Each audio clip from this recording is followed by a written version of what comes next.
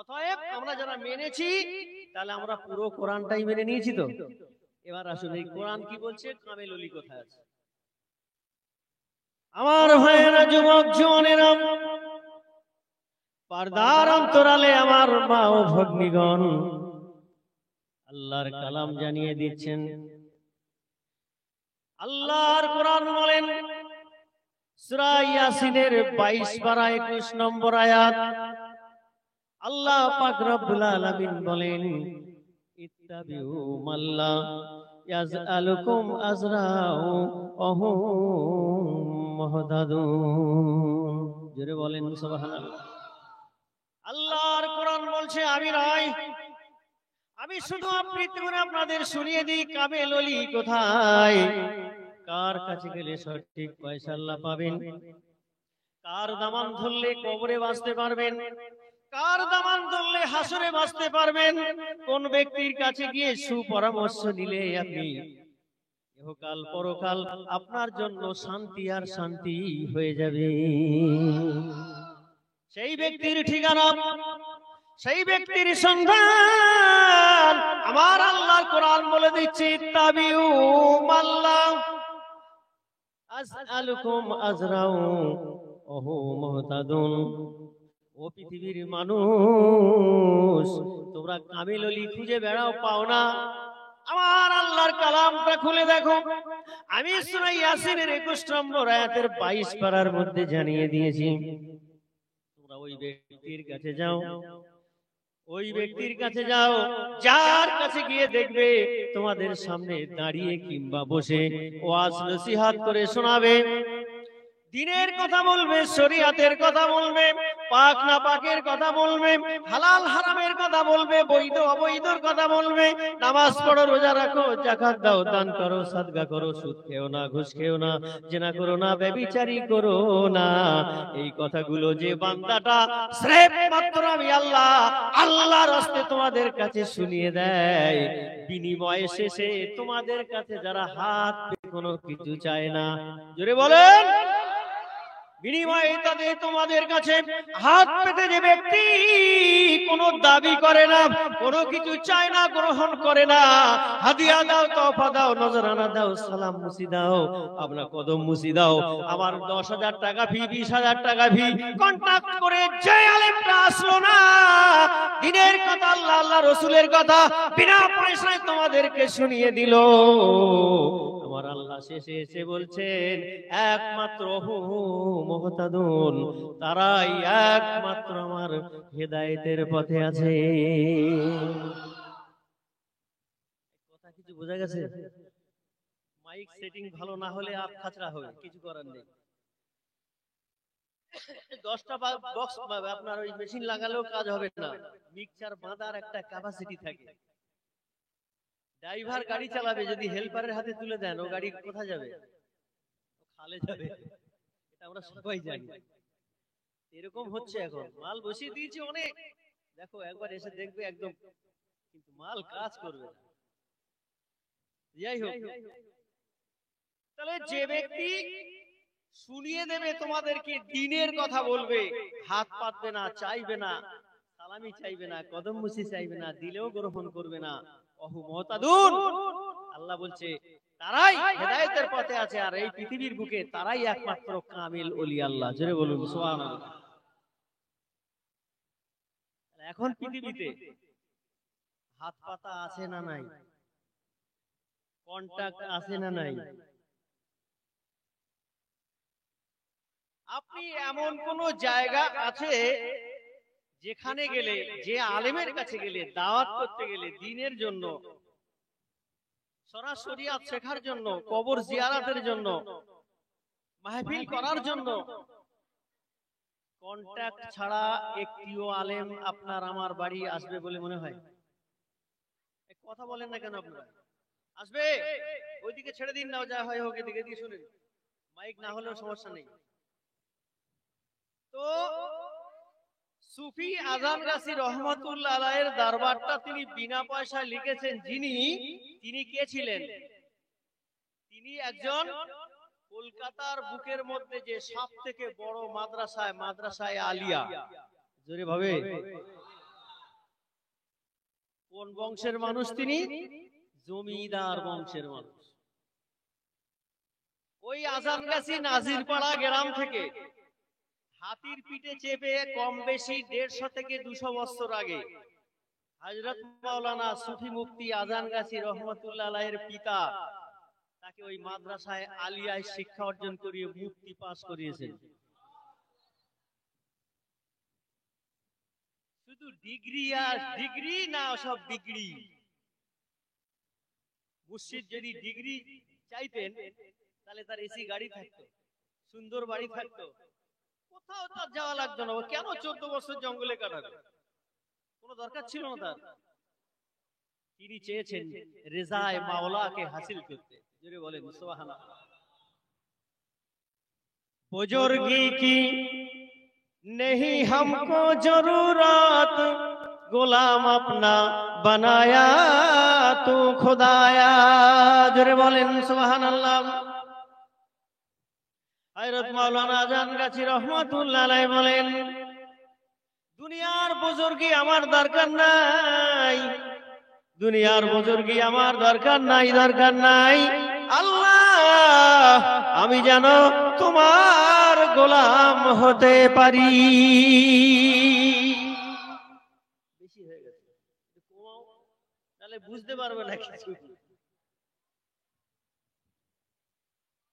একবার জোরে দরুদ শরীফ পড়েন তো, আল্লাহুম্মা সাল্লি আলা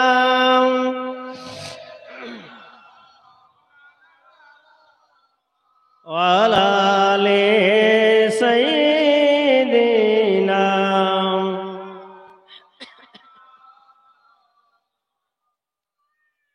জিন্দেগি তোর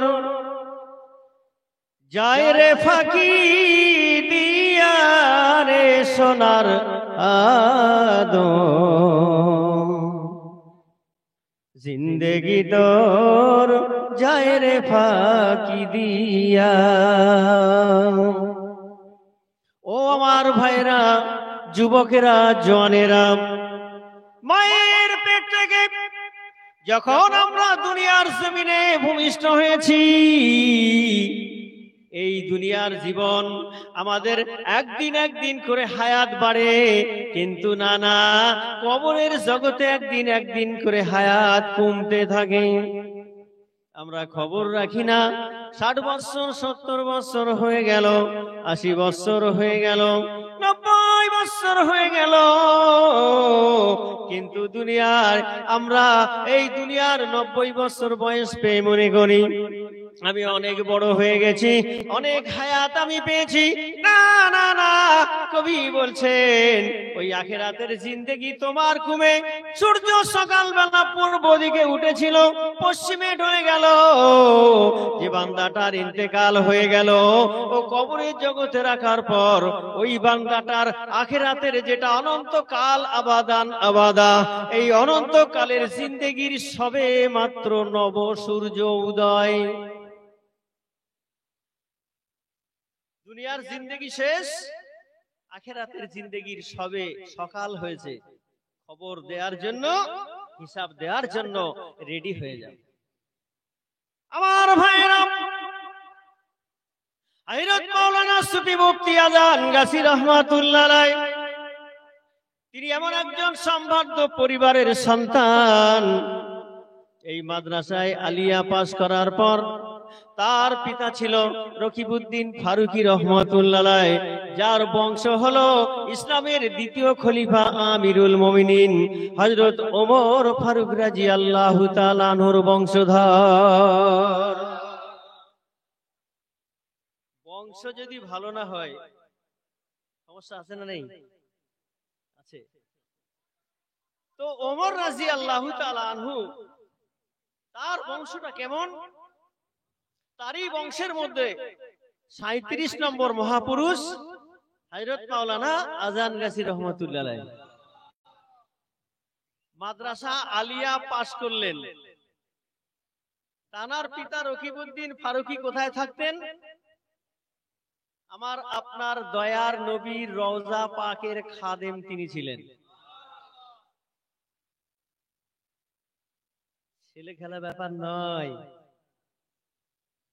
তিনি সেখান থেকে এসে তার এই সুযোগ্য শাহজাদাকে এত ডিগ্রি পাশ করলো, মুফতি সাহেব তো, তাহলে পিতার উচিত ছিল বাবা যাও জলসা জুলুস করো, প্রতি রাতে তোমার মতো মুফতি সাহেব মন করলে দুটা তিনটা জলসা করলে কম বেশি 1,00,000 টাকা তোমার ঘরে আসবে।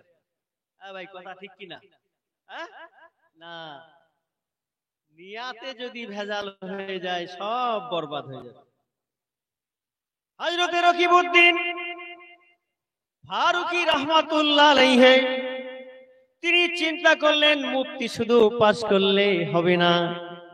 ও আমার ভাইয়েরা, যুবক জওয়ানেরা, তিনি কি করলেন, এই আপনার মেদিনীপুর জেলার মধ্যে পিয়ারডাঙ্গা বলে একটি জায়গা আছে, ওই পিয়ারডাঙ্গা জায়গার গিয়ে খোদা মিয়া বক্স রহমাতুল্লাহ আলাইহির দরবারে তিনি নিয়ে গিয়ে হুজুরকে ডেকে বলছেন, ও আল্লাহর মাহবুব বান্দা গো, আমার এই সন্তান আজান গাছি রহমাতুল্লাহ আলাইহিকে তোমার কাছে ন্যস্ত করে দিয়ে গেলাম, তুমি এমন একটা শিক্ষা দাও আমার এই সন্তানটা যেন মানুষের মতো মানুষ তৈরি হয়। কি গো, তিনি তো মুফতি সাহেব, তিনি মানুষ ছিলেন না? কথা বলেন না কেন? অহংকার ত্যাগ করে দাও, বিলীন করে দাও। যেখানে অহংকার থাকে, হিংসা থাকে, বিদ্বেষ থাকে, কলহ থাকে, বিদ্রোহ থাকে, গীবত থাকে, পরনিন্দা থাকে, পরচর্চা থাকে, পরচর্চা থাকে, ওই কালভের মধ্যে আল্লাহ বিরাজ করতে পারে। তাহলে কোন কলবে বিরাজ করবে? কুলুবিন মুমিনিন আরশিল্লাহ। মুমিন বান্দার অন্তরটা তো হবে আল্লাহর আরশ। জোরে বলেন সুবহানাল্লাহ। তো আল্লাহ যে আরশে থাকে, সে আরশটা পাক না না পাক? তো আল্লাহ পাক, তার আরশ পাক, তার নবী পাক, তার কালাম পাক, সব যদি পাক হয়, তা আমি মুফতি সাহেব হয়ে যদি আমার ভিতরে নাপাকি থাকে, তা আল্লাহ বিরাজ হবে কি করে? আমার ভাইয়েরা, যুবক জওয়ানেরা, হযরতে খোদা মিয়া বক্স রহমাতুল্লাহ আলাইহি তার কাছে যখন গিয়ে ওই রকিবউদ্দিন ফারুকী রহমাতুল্লাহ আলাইহি বললেন, হুজুর আমার এই সন্তানটাকে একটু মানুষের মতো মানুষ বানিয়ে দিও। আল্লাহ ওয়ালাদের কাছে একটা জ্ঞান আছে, তাদের একটা অন্তরের চোখ আছে, এটা আপনারা মানেন তো? আচ্ছা, এই চোখটা খুলবে কখন? যত পারি দুনিয়ার মাল আবর্জনা খেয়ে যাব, হবে কল খুলবে। 1 কোটি টাকার সোনা হীরামণি মুক্তা কাকতিয়ার বাজারের মতো একটা জায়গায় বড় দোকান করলেন, সুন্দর করে সাজালেন, তার মধ্যে 1 কোটি টাকা স্বর্ণ রূপা রেখে দিলেন, শাটার লাগিয়ে তালা মেরে দিলেন। ও স্বর্ণ রূপার কোনো দাম আছে? আল্লাহ বলছে, বান্দারে তোর চেহারা দিলাম, গঠন দিলাম, চোখ দিলাম, নাক দিলাম, মুখ দিলাম, সব তোর সুন্দর করলাম, কিন্তু তোর ভিতরে, এই বডির ভিতরে একটা পাখি দিলাম, ওই পাখিটার কোটি কোটি টাকা দাম। এই পাখিকে যদি শুদ্ধ রেখে দাও, একে যদি তুমি পরিষ্কার করে রেখে দিতে পারো রে বান্দা, যেমন দিয়েছিলাম ওই অবস্থায় যদি ফিরিয়ে আনতে পারো, আমি আল্লাহ কথা দিলাম আমার জান্নাত তোমার জন্য অপেক্ষা করবে।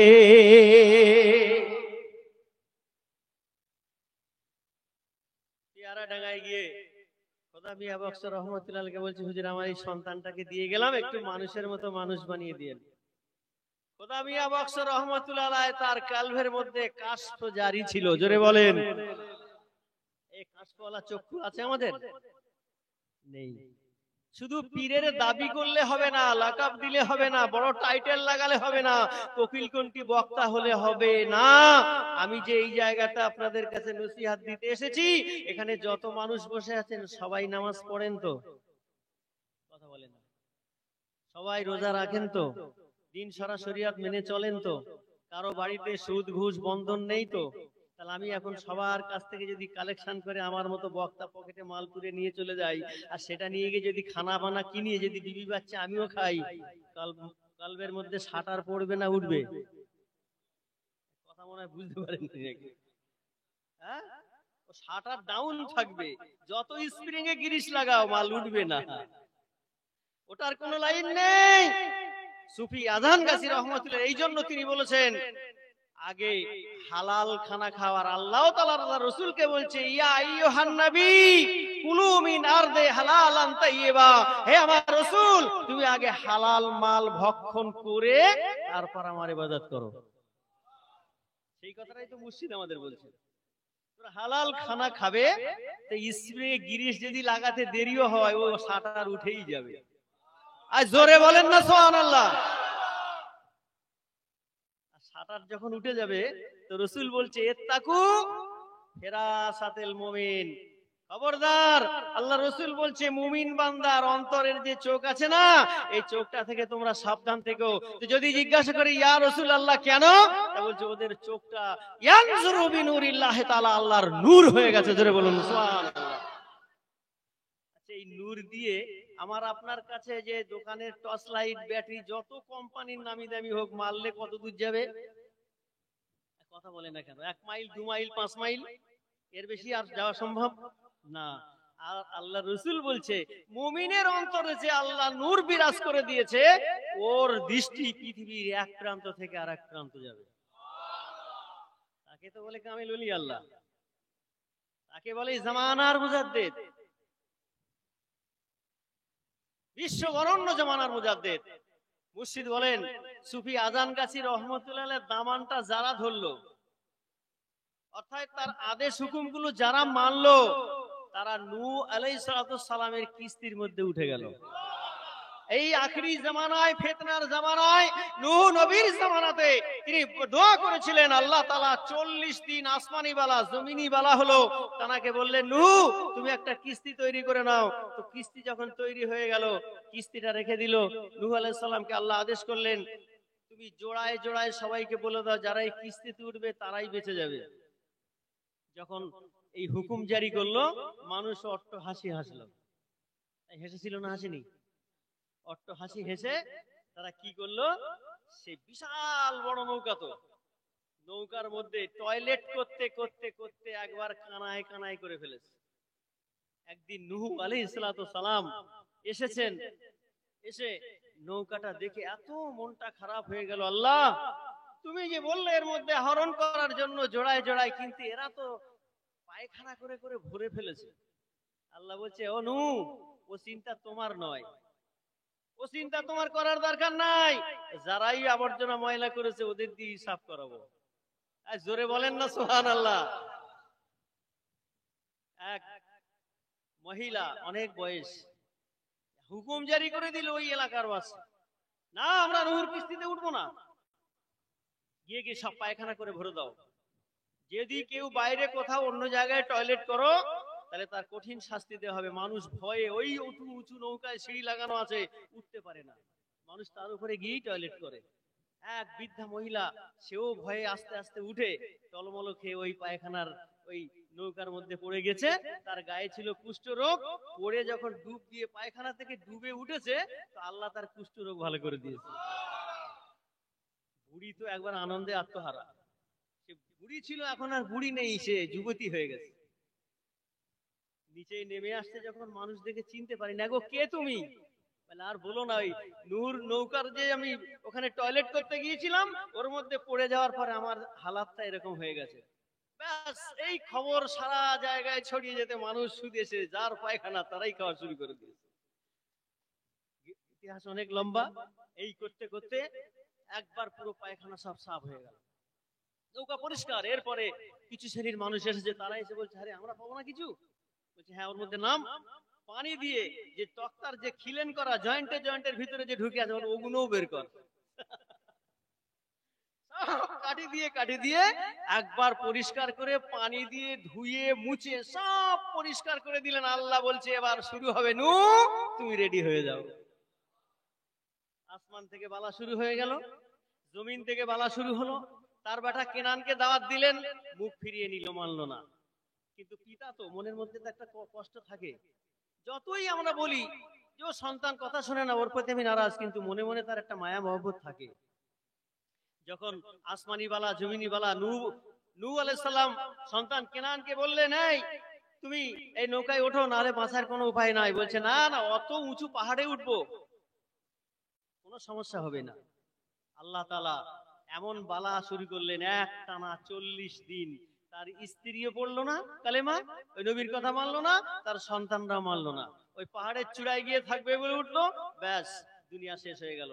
নূহ আলাইহিস সালাম দেখছে সন্তান ডুবছে আর উঠছে, ফরিয়াদ করতে যাবে, আল্লাহ অর্ডার করছে, খবরদার তোমার এই সন্তানের জন্য দোয়া করতে পারবে না। যে তোমার মতো একজন নবীর কথা মানে না, তুমি তার জন্য কি দোয়া করবে?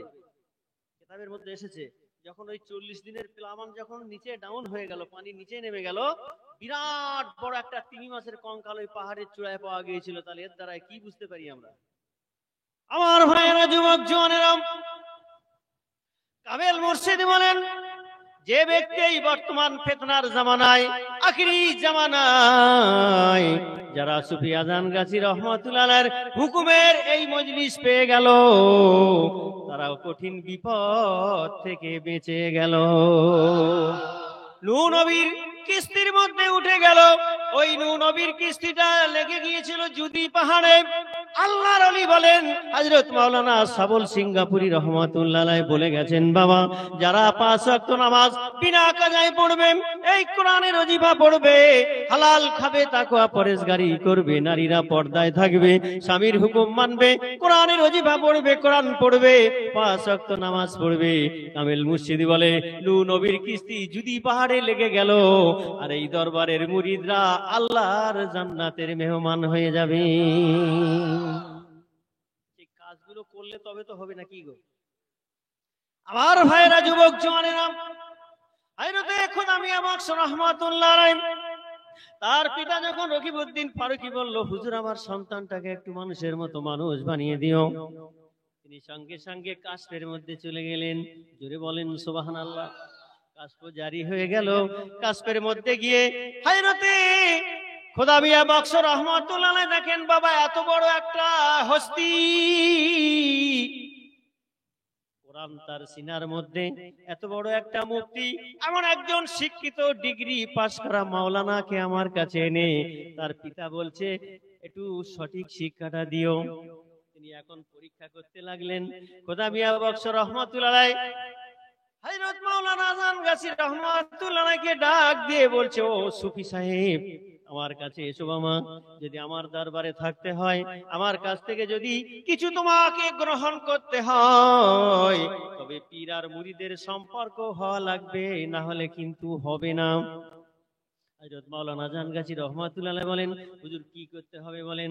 আমার আদেশ যদি মানো তো তবে তুমি মুরিদ আর আমি পীর। সুবহানাল্লাহ বলেন। এই মুরিদ হলে পীরের কথা মেনে নিতে হবে তো নাকি? না না, ওইখানে গিয়ে শুনবো, বাড়ি এসে আর মানবো না, এর নাম মুরিদ। তো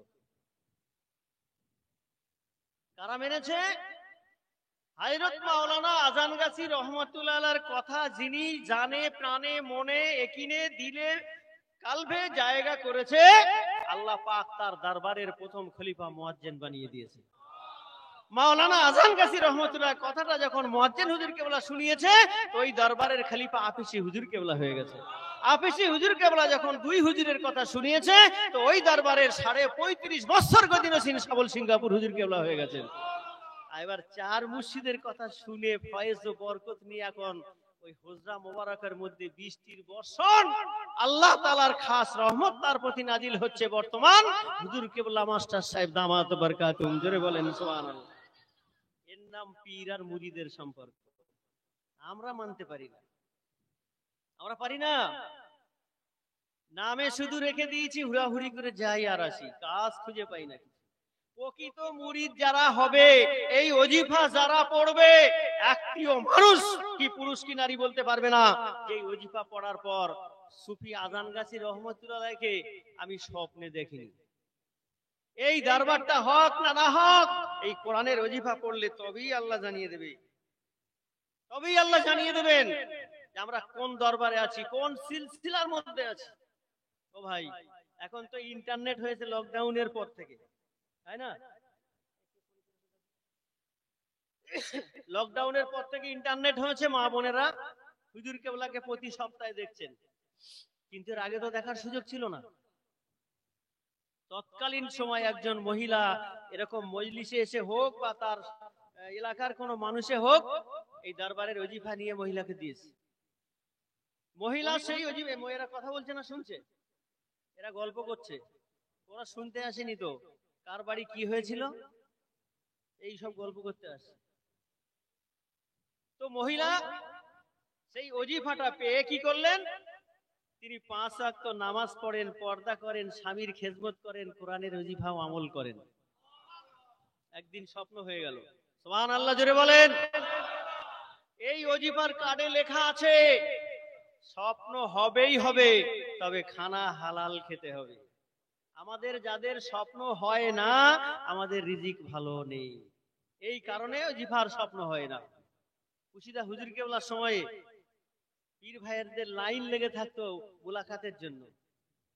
আমার মতো অযোগ্য নালায়েকের কথা বলি, যখন এই ওজিফা পড়ে যখন আমার স্বপ্ন হলো, তো ওজিফার কার্ডের নিচে লেখা আছে 3 দিন কাউকে বলা যাবে না, এমনকি তোমার পিতামাতা বিবি বাচ্চার কাছে বলতে পারবে না। তা আমি বোকা, বলে ফেলেছি। একদিন বলে ফেলেছি, আবার পরের দিন স্বপ্ন হয়েছে, আবার বলে ফেলেছি, আবার পরের দিন স্বপ্ন হয়েছে, আবার বলে ফেলেছি। তার পরের দিন দেখছি হুজুর কেবলা এসে সরাসর আমার হাত ধরে টেনে নিয়ে বাগমারিতে চলে যাচ্ছে। এই ওজিফাটা এমনই জিনিস আছে। তো আমরা তো হুজুর কেবলাকে সচক্ষে দেখি, তাকে তাজিম করি, তার সঙ্গে কথা বলি, মুসাফা করি, কিন্তু মহিলারা তো করে না। ওই মহিলাটি এই ওজিফা পড়ে তার একটা স্বপ্ন হয়েছে, জোরে বলেন সুবহানাল্লাহ।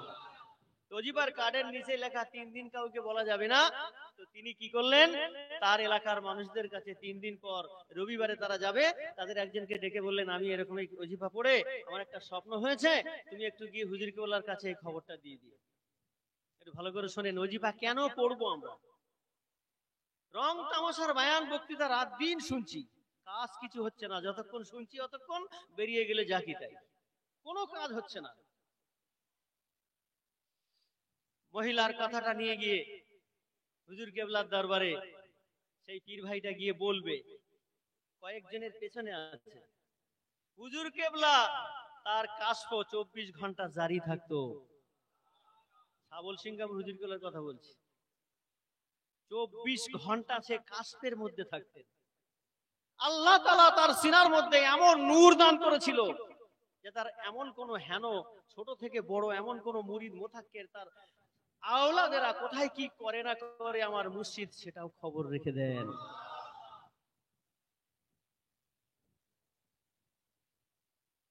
আমগাছিয়া বলে একটি জায়গা আছে জয়নপুর, যেখানে হুজুর কেবলার বর্তমান সময় সম্পদ আছে 40 বিঘা জমি। সুবহানাল্লাহ, কত বিঘা? 40 বিঘা জমি আছে সেখানে, এক জায়গায়, আর অন্যান্য জায়গায় আমি কথা বলবো না। তো ওই স্টেটমেন্ট যে পরিচালনা করে, তার নাম হচ্ছে রশিদ সর্দার। আমি আগে আপনাদের বলেছি কামেল পীর কাকে বলে, কোথায় গেলে আমরা পাবো, একটু ভালো করে শুনে যান। তো রশিদ সর্দার ওই 40 বিঘা জমিনের দেখভাল করে। সারা আসার হুজুর কেবলার হজরা মোবারকে ঢোকার পারমিশন কারো নাই, কিন্তু রশিদ সাহেবের আছে। একদিন কি রশিদ সাহেব হজরা মোবারকে ঢুকছে, হুজুর আমি একটা বাড়িতে উর্সে কুলের মজলিস করব। হুজুর কেবলা বলছে পারমিশন নাই। কথা শুনছেন তো?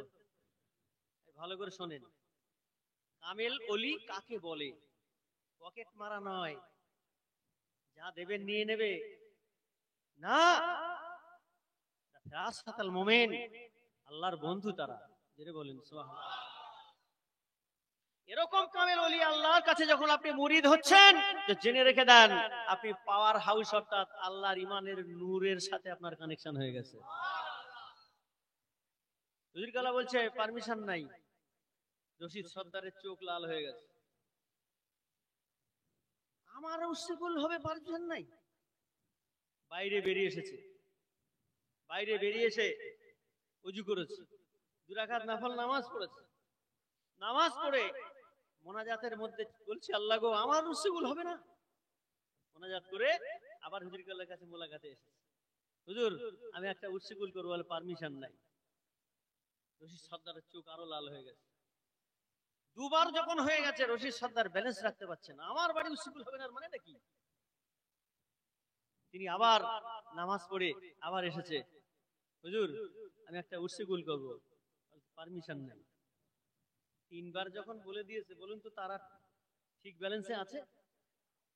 মাথা খারাপ, সরাসরি মার্কেট স্ট্রিট থেকে বেরিয়ে সেই যে ব্যাংকে তার একটা বই করা ছিল, সেই ব্যাংকে গিয়ে সরাসরি ম্যানেজারকে ডেকে বলছে এক্ষুনি আপডেট মারুন। সুবহানাল্লাহ জোরে বলেন। समझदार के लिए इशारा काफी है। সুবহানাল্লাহ জোরে বলেন। আপনি যদি বুঝতে চেষ্টা করেন অল্পতেই আপনার বিস্তার হবে, আর যদি বুঝতে চেষ্টা না করেন এখন থেকে সকাল পর্যন্ত বললেও আপনি বুঝবেন না। রশিদ সর্দারের বুঝে এসে গেছে, তিনি সরাসরি গিয়ে ম্যানেজারকে ডেকে বলছে এক্ষুনি আপডেট মারুন। আপডেট মেরে বলছে আপনার তো জিরো ব্যালেন্স, কিছু নাই। তাহলে আমার বাড়ির উর্সিকুল বন্ধ হয়ে গেল কেন? রশিদ সর্দারের মাথা আর কাজ করে না, মাথা কাজ করে না। আবার দরবারে গেছে, হুজুর আমার ব্যাংকে তো কিছু নেই, সব তো পরিষ্কার। বলছে তোমার উর্সিকুল হবে না।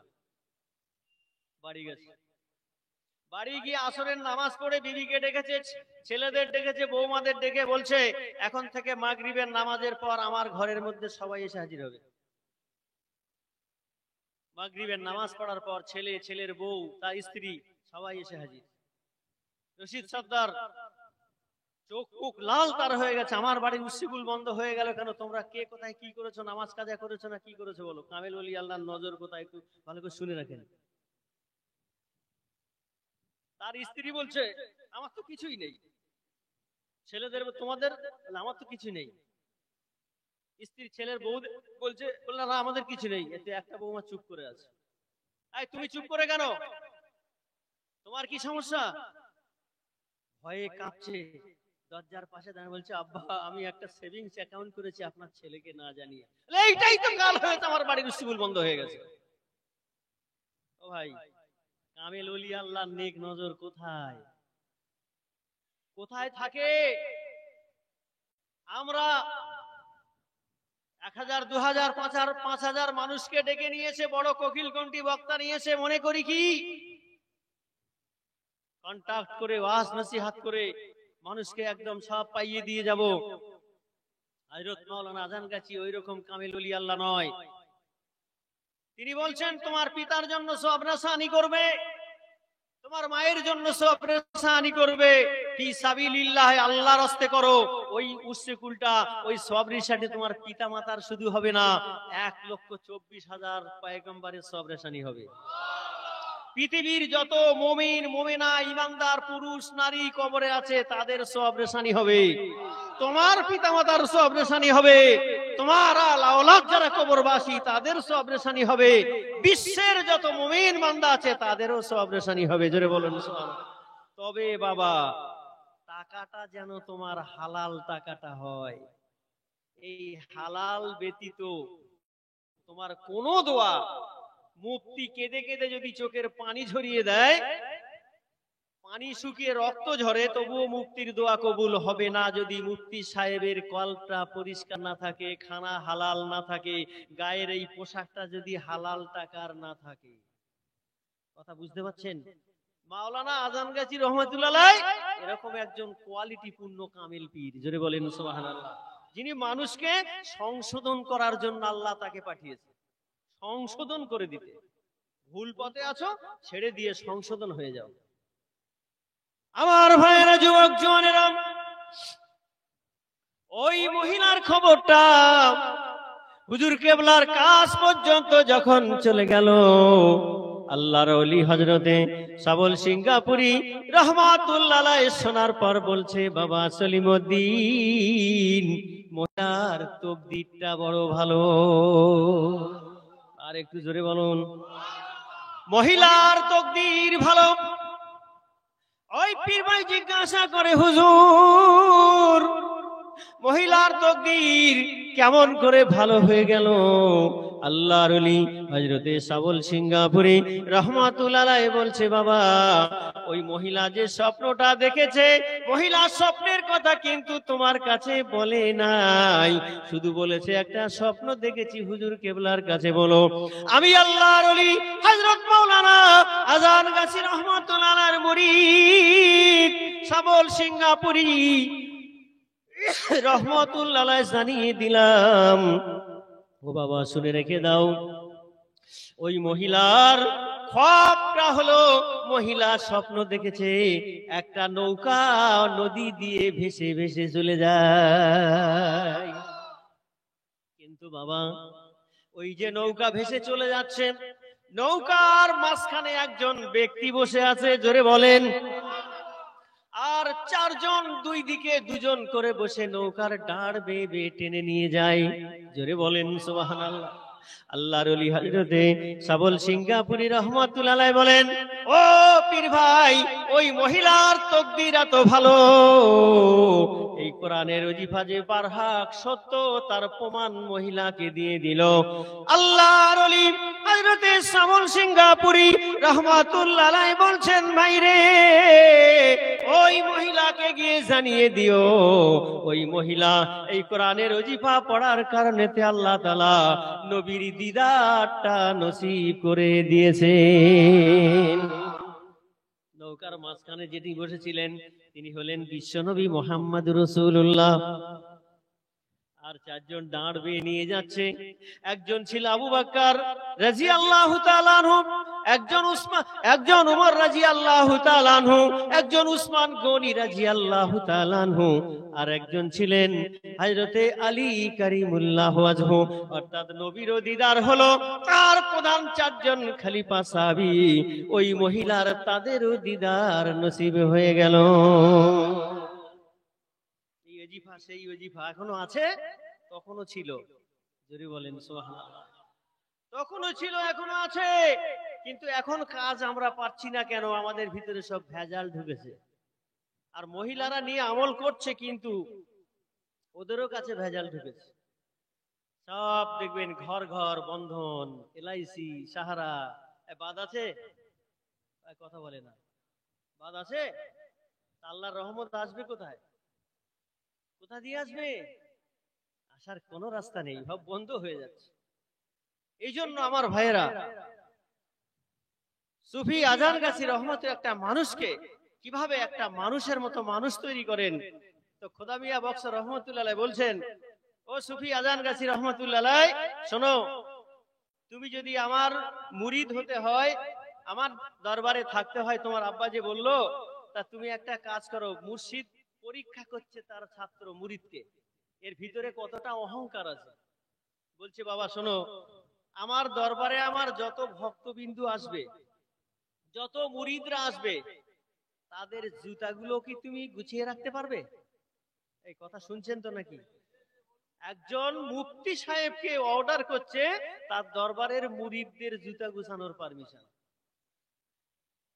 কবি শেখ সাদি রহমতুল্লাহ আলাইহি বলছেন, मिटा दो अपनी हस्ती को अगर कुछ मर्तबा चाहे, दाना खाक में मिलकर गुले गुलजार हो जाए।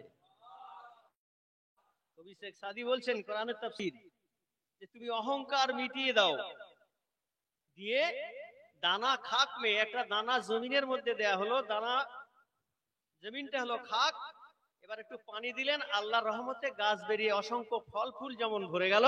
কবি শেখ সাদি রহমতুল্লাহ আলাইহি বলছে, তোমার অহংকার মিটিয়ে কামেল ওলি আল্লাহর হুকুমের অপেক্ষায় যদি থাকতে পারো, তার সিনার ইলমের নূর তোমার ভিতরে প্রবেশ করতে করতে তোমাকে আল্লাহ ওয়ালা বানিয়ে দেবে।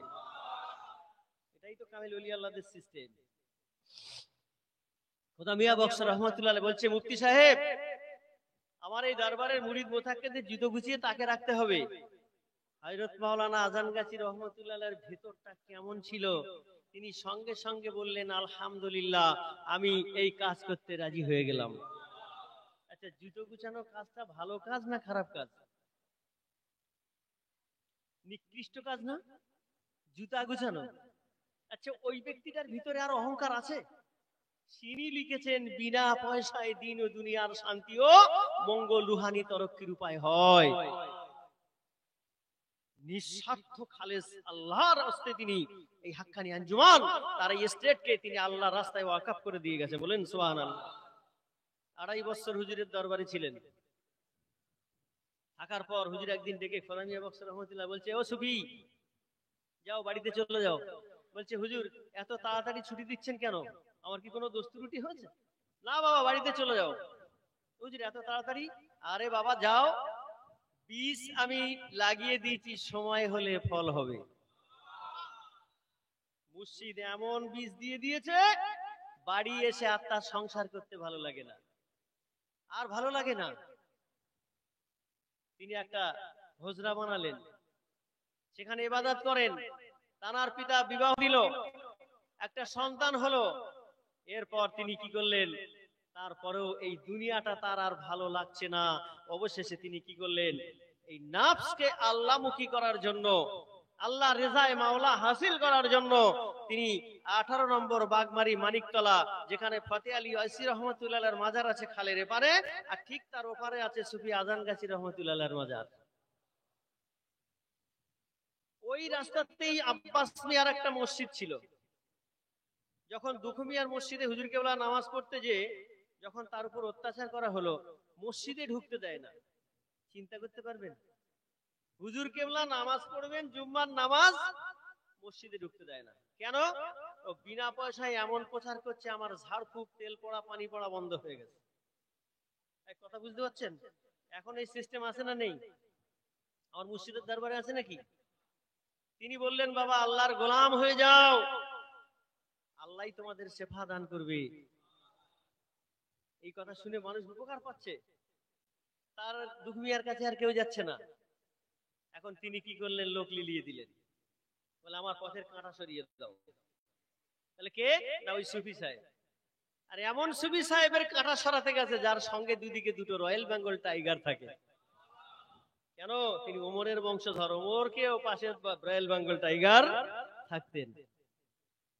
জুম্মার নামাজ পড়তে গেছেন কলকাতার মতো জায়গা থেকে, তখন ডাকাতদের নিয়ে এসে তাদেরকে দিয়ে হুজুর কেবলাকে অত্যাচার করবে, মেরে দেবে, দুনিয়া থেকে বিদায় করে দেবে, যেমন কাফের মুশরিকরা আমার নবীকে করতে। হুজুর কেবলা নামাজ পড়ে যেই সিঁড়ির চাতালে এসেছে, দুজন ডাকাতের দল হুজুর কেবলাকে তুলে নিচে ফেলে দিলেন। যেই ফেলে দিয়েছেন তিনি পড়ে গেলেন, পড়ে গিয়ে কপালটা ফেটে গেল, পাকড়ি টানার বাঁধা থাকতো, তিনি পাকড়িটা ঘুরিয়ে কাটা জায়গায় ধরে তাদের জন্য দোয়া করছে, আমার নবী যেমন দোয়া করেছিল তায়েববাসীদের জন্য। জোরে বলেন সুবহানাল্লাহ। মুর্শিদ দোয়া করছে, আল্লাহ এরা আমাকে চেনে না, জানে না, এরা বোঝে না, এদেরকে লিলিয়ে দেওয়া হয়েছে আমার উপর অত্যাচার করার জন্য। আল্লাহ ওরা জানে না, ওদের তুমি ক্ষমা করে দাও। আর সেই দুজন ফেলে দিয়ে তারা পেছন থেকে শুনে আরেকজনকে ডেকে বলছে, এই দেখ দেখ, এই ব্যক্তিকে ফেলে দিলাম, কপাল ফেটে গেল, রক্ত মাখা হাত নিয়ে আল্লাহকে বলছে ওদের ক্ষমা করে দাও। তাদের দলে 17 জন ছিল, এসে কালেমা পড়ে মুসলমান হয়ে গেল। আল্লাহ ওয়ালাদের কাজ হচ্ছে এটা। এই যে 17 জনকে যে তিনি মুরিদ বানিয়েছিলেন, একজনের কাছে একটা 5 পয়সা তারা গ্রহণ করেনি। খাজা বাবা গরিবে নওয়াজ মঈনুদ্দিন চিশতি রহমতুল্লাহ আলাইহি, তার হাতে গড়া কম বেশি 90 থেকে 92 লক্ষ বেদিনকে কালেমা পড়ে মুসলমান বানিয়েছিলেন। তার কিতাবে লেখা আছে একটা কানা করি ওই 92 লক্ষ মানুষের কাছ থেকে গ্রহণ করেনি। এটা হলো বিনা পয়সায় দিনের প্রচার, নবী আলা কাজ যদি কেউ করে থাকে এই পৃথিবীর জমিনে খাজা মঈনুদ্দিন চিশতি রহমতুল্লাহ আলাইহি করেছে, আল পেশানি হুজুর কেবলা রহমতুল্লাহ আলাইহি করেছেন, বখতিয়ার কুতুবউদ্দিন কাকি রহমতুল্লাহ আলাইহি করেছেন, পিরানি পীর দস্তগীর মাহবুবে সোবহানী আব্দুল কাদের জিলানী রহমতুল্লাহ আলাইহি করেছেন, আর বর্তমানে কামেল মুর্শিদ আজান গাছি রহমতুল্লাহ আলাইহি করে যাচ্ছেন। এই একই কাজ তিনি তারা করে যাচ্ছেন। আমার ভাইরা, তো হুজুর কেবলাকে যখন ফেলে দোয়া করলো, তারা মুরিদ হয়ে গেল, ওই মসজিদে আর ঢুকতে দেয় না। কি করবে? হুজুর কেবলা একটা কাঠের ঠেলা গাড়ি ছিল। ভালো করে শোনেন, আল্লাহ ওয়ালার জীবন যাপনটা কিরকম। আমরা তো 4 চাকার গাড়ি, এসি গাড়িতে চড়ি, আর আমার মুর্শিদ সুফি আজান গাছি রহমতুল্লাহ আলাইহির 4 চাকার একটা ছিল কাঠের গাড়ি। তৎকালীন সময় হুজরা মোবারক থেকে বেরিয়ে কাঠের গাড়িতে বসতেন, যে খাদেম ঠেলে নিয়ে যেত, বসার সাথে সাথে চাদর দিয়ে হুজুরকে ঢেকে দিতেন, তিনি দুনিয়া দেখতেন না। অর্ডার ছিল এখান থেকে বিসমিল্লাহ যেই বলবে হুজুর ঠেলা শুরু হবে, একবার আব্বাস পিয়ার মসজিদের সামনে গিয়ে দাঁড়াবে। রাস্তায় কোথাও দাঁড়ানোর পারমিশন ছিল না। হঠাৎ হুজুর কেবলা একদিন জুম্মার দিন গাড়ির মধ্যে বসলেন, চাদর ঢাকা হয়ে গেছে, হুজুর কেবলা বলছে, বাবা খাদেম আজকে একটু মানিকতলা থানার সামনে দাঁড়াবে। খাদেমের মধ্যে ক্যালকুলেশন শুরু হয়ে গেছে। আজ পর্যন্ত হুজুর কেবলা কোনোদিন দাঁড়ানোর পারমিশন দেয় না, আজকে কেন বললো? টেনে নিয়ে যাচ্ছে গাড়ি, মানিকতলা পার হয়ে গিয়ে যখন খাল পেরিয়ে মানিকতলা থানার সামনে গেছে, গাড়ি দাঁড় করিয়েছে, সঙ্গে সঙ্গে ব্রিটেন থেকে একজন লোক এসেছিল, তিনি এসে জানে ফকির মানুষ উর্দু ভাষায় কথা বলছে, তো ইংরেজরা কোনোদিন উর্দু বলতে পারে? উর্দু বলতে পারে না। আমার হুজুর কেবলা ইংলিশে ওই ইংরেজকে জিজ্ঞাসা করছে, আপনি আপনার মাতৃভাষায় আমার সঙ্গে কথা বলতে পারেন? সুবহানাল্লাহ বলেন। আপনি আপনার মাতৃভাষায় কথা বলুন। ইংরেজ আবার ঘুরিয়ে ইংলিশে জিজ্ঞাসা করছে, আপনি কি ইংলিশ জানেন? সুফি আজান গাছি এই দুনিয়াটা এমন তরক্কি করে দিয়েছে, বলছে আমি জানি না, আমার আল্লাহ জানে। চিন্তা করুন, আমাদেরকে কেউ বলে হ্যাঁ আমি ইংলিশে অনার্স, আমি মুক্ত সুখ এইসব বলে দিই না। আর এত বড় একটা হাসি, আল্লাহ যে হাসিল করে নিয়েছে, তারা দুনিয়ার কি দরকার? তার ভান্ডারটা শুধু নূর আর নূর আছে, বলেন সুবহানাল্লাহ। তিনি বলছেন আমি কোনো ভাষা জানি না, যা শিখিয়েছে আমার আল্লাহই শিখিয়েছে। আর আল্লাহ নিজেই বলছে কোরআনের মধ্যে, আল্লাহ মাল কোরআন খালাকাল ইনসান আল্লামাহুল বায়ান। জোরে বলেন না সুবহানাল্লাহ। আল্লাহই তো আমাদের ভাষা শিখিয়েছে। এই ইংলিশে কম বেশি 20 মিনিট কথা হয়েছে, হওয়ার পর তিনি অ্যান্সার পেয়ে গেলেন। এমন সাধক এই পশ্চিম বাংলা না এশিয়া মহাদেশের মধ্যে আর নেই।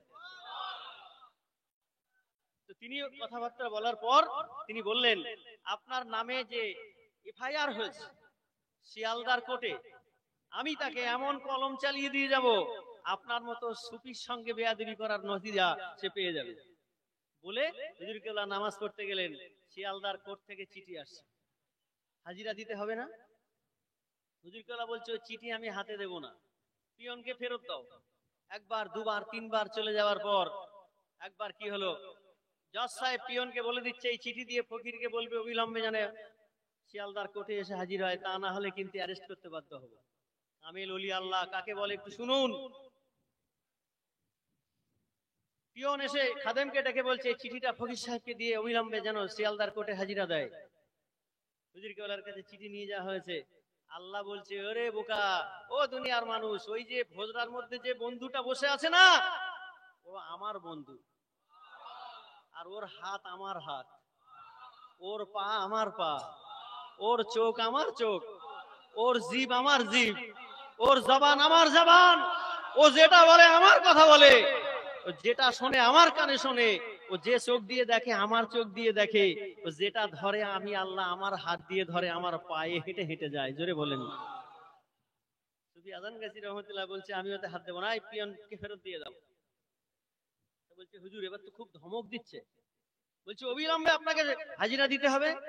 বলছে পিয়নের হাতে চিঠি ফেরত দিয়ে বলে দেবে সুফি আজান গাছি রহমতুল্লাহ শিয়ালদার কোর্টে যাবে না, কোর্টের যদি অতই দরকার পড়ে সুফি আজান গাছির কাছে আসবে। আর একটু জোরে বলুন। এটা হয় কোনোদিন? হয় না। কোর্ট কেন আসবে? কোর্ট কি কারো কেনা গোলাম নাকি? পিয়নের মাথা খারাপ হয়ে গেছে, দৌড়াচ্ছে, দৌড়ে দৌড়ে শিয়ালদায় গিয়ে দেখছে জজ সাহেব তো শুধু পিয়ন আসার অপেক্ষায়। কি সংবাদ? বলছে হুজুর আজকে যদি বলি আপনি সেন্সলেস হয়ে যাবেন। বলে কি খবর, তাড়াতাড়ি বল। বলছে সে ফকির সাহেব বলছে নাকি শিয়ালদায় আসবে না, শিয়ালদার কোর্ট নাকি তার কাছে যাবে। বলছে এখনই পুলিশ রেডি করো, এখনই গিয়ে অ্যারেস্ট করব। পুলিশ প্রশাসন নিয়ে হজরা মোবারক চতুর্দিকে পুলিশ ঘেরাও করে ফেলেছে। আর আল্লাহ বলছে তুই কাকে ঘিরছিস, ও তো আমার বন্ধু, কাকে ঘিরবি? ওর সঙ্গে আমার একটা বিনা তারের কানেকশন আছে। যদি বলেন সুবহানাল্লাহ। জাজ সাহেব গিয়ে যে হজরা মোবারকের গেট, এই পেছন দিকেরটা না, যেটা এখন আছে সবুজ গেট, যেটা ওই গেটের খিল লাগানো, হুজুর কেবলা এসে খুলছে, তো আল্লাহ বলছে হাত তো আমার। কামেল ওলি খুলছে, আল্লাহ বলছে হাত আমার। তো আল্লাহর ওলি যখন গেট খুলে দিয়েছে, জজ সাহেব ভেতরে নজর পড়েছে, এখনো সেই রুমগুলো আছে, ভাঙা হয়নি। হজরা মোবারকের ভিতরে যে কটা রুম, জাজ সাহেব ওই গেটের বাইরে দাঁড়িয়ে যেই ভিতরে চোখ পড়েছে, দেখছে শিয়ালদার কোর্টের যেখানে চেয়ার টেবিল সব ওখানে বসানো আছে। কি আল্লাহর ওলি, একটু ভেবে দেখেছেন? ভাবতে পারবেন না। জাজ সাহেব সঙ্গে সঙ্গে নত স্বীকার করলেন, হুজুর এই জামানার কামেল ওলি যদি থাকে তো আপনিই আছেন। আমি বুঝতে পারি নাই, আমার বেয়াদবি মাফ করে দিন। আমাকে আপনাকে কোর্টে যেতে হবে না, ওই বেটাকে আমি শায়েস্তা করে দেব। শেষের বেলা কি হলো? কামেল মুর্শিদের পেছনে লাগার কারণে ওই দুঃখু মিয়া, তার নাম ছিল দুঃখু, জীবনটা দুঃখী হয়ে ওই জেলখানায় তার মৃত্যুবরণ হয়ে গেল। এখন যে হাক্কানি আঞ্জুমানে ঢোকার ওই মিষ্টির দোকানের গলি, মাজার শরীফের গলি, আর এই হাক্কানি এস্টেটের গলির মাঝখানটা যে জায়গাটা বিরিয়ানির দোকান, মিষ্টির দোকান, ওটাই দুঃখু মিয়ার জায়গা। তার ওয়ারিশ নেই, সরকার ভেস্টেড করে নিয়েছে, এখনো সরকারের আন্ডারে চলে।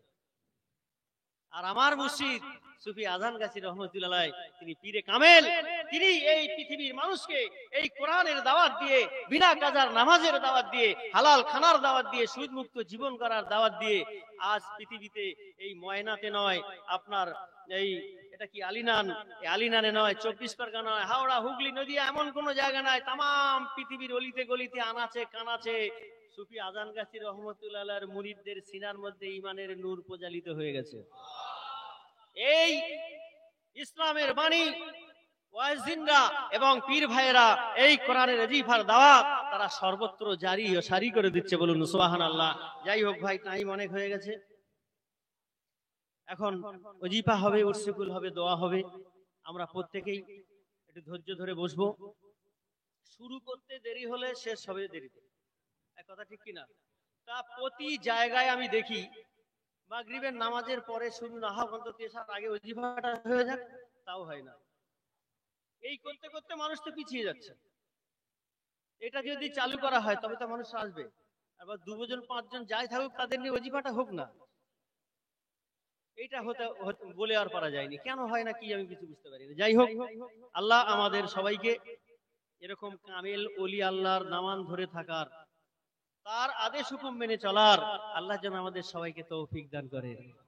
আমার ভাইরা, এই ওজিফা এখানে আছে, যারা নতুন ভাই আছেন, মায়েরা বোনেরা আছেন, একটা করে সেই ওজিফা যেটা এতক্ষণ আপনাদের কাছে বয়ান করলাম। এখন দেখুন, ওয়াজ শোনার অভাব নেই, এখন আমলের দরকার। এই কথা ঠিক কিনা?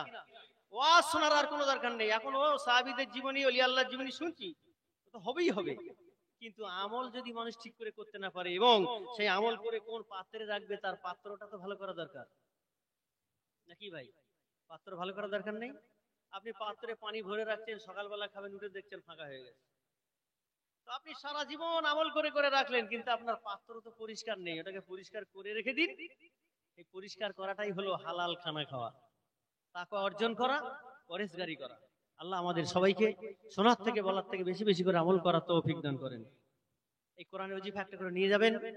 নামাজ যে সিলসিলায় থাকেন ভাই, নামাজ কিন্তু কারো মাপ নেই, বিনা কাজায় পড়তে হবে, বিনা কাজায় পড়তে হবে। ফুরফুরার দাদা পীর হযরতে আবু বকর সিদ্দিক রহমাতুল্লাহ আলাইহি কোন একটা পিরিয়ডের সময়ে ধর্মতলায় এসেছিলেন। দেখুন, আমাদের মধ্যে মুমিনদের ভিতরে কোনো বিভেদ নেই, আছে আমাদের কাছে, আমরা তো সে মুমিন হতে পারিনি। তো দাদা হুজুর পীর কেবলা রহমাতুল্লাহ আলাইহি কোন এক সময় এসেছিলেন ধর্মতলায় জুম্মার দিন। আল্লাহর ওলি তিনি যখন এসেছেন, মসজিদের খতিব সাহেব বলছে, বাবা ফুরফুরার পীর সাহেব এসেছে, আজকে ইনি ইমামতি করবে, আর একটু মুসল্লিদের সামনে একটু ওনার জবানের অমূল্য বাণী দিয়ে একটি বললে মানুষ যদি হেদায়েত পেয়ে যায়। সুবহানাল্লাহ বলেন। দাদা হুজুরকে বললেন, হুজুর আজকে আপনি একটু নসিহত করেন। ফুরফুরার দাদা হুজুর পীর কেবলা রহমাতুল্লাহ আলাইহি দাঁড়িয়েই তিনি বলছেন, তোমরা কি আল্লাহ পেতে চাও? সবাই বলছে হ্যাঁ। তোমরা কি নবীর দিদার পেতে চাও? জি। তাহলে আল্লাহ যদি পেতে চাও, নবীর দিদার যদি পেতে চাও, আমি আবু বকর সিদ্দিক ফুরফুরার পীর বলছি, ওই 18 নম্বরে যিনি ফকির সুফি আজান গাছি আছে, ওর কাছে চলে যাও। আর একটু জোরে বলেন। তার কাছে কোনো সমস্যা ছিল না, সমস্যা হয়ে গেছে আমাদের কাছে। কেন? একজন মুমিন কখনো আরেকজন মুমিনের গীবত করতে পারে না। এই কথা ঠিক কিনা? হ্যাঁ, একজন আরেকজনের ভাই। আল্লাহ দায়িত্ব দিয়েছে, নবীর তরিকা কি, আমার ভাই যদি বিপদে চলে, তাহলে আমার দায়িত্ব হলো আমার ভাইকে সোজা পথে ফিরিয়ে নিয়ে আসা। এটাই ছিল দায়িত্ব। কিন্তু তা না করে আমরা মানুষকে বিগড়িয়ে দিই। আল্লাহ আমাদের সবাইকে সঠিক পথে চলার, সঠিক কথা বলার, ইহসান উদারতা দেখানোর, সুফি আজান গাছি রহমতের মতো দর্শনের উপরে চলার আল্লাহ যেন আমাদের সবাইকে তৌফিক দান করেন। আমার বলা ভাষার মধ্যে ভুল ত্রুটি আল্লাহর রাস্তায় ক্ষমা করে দেবেন। ওয়া আখিরি দাওয়ানা আলহামদুলিল্লাহি রাব্বিল আলামিন। একবার দরুদ